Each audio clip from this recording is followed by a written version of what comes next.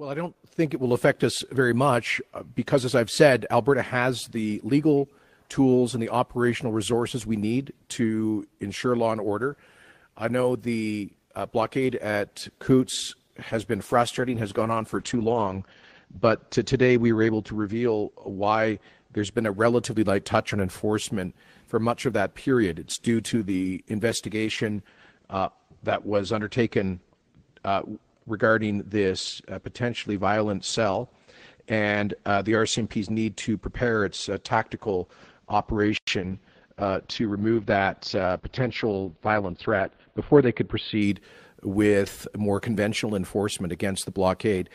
Now that the RCMP has resolved that in a safe and secure way, now that we have obtained, the province has obtained the necessary heavy equipment to move rigs and commercial vehicles off the road, the police can now move and intend to move to enforcement action. I conveyed to the Prime Minister this morning my view that this is a very sensitive time and that any measures that could further inflame tensions could be counterproductive. That's our read of the situation in Alberta. I can't speak to what's going on in other parts of the country. I do know several other premiers have spoken out against the assessing the invocation of the Federal Emergencies Act as being imprudent at this time, and that's certainly our point of view from Alberta. One concern for sure, which is that provinces under our Constitution are responsible for law enforcement, and we are perfectly capable of doing that. And I am concerned about what the implications of this are, the precedent that it might set, and that was a concern I know shared by a number of my colleagues this morning. But I think really right now the Prime Minister can play a role in turning down the temperature.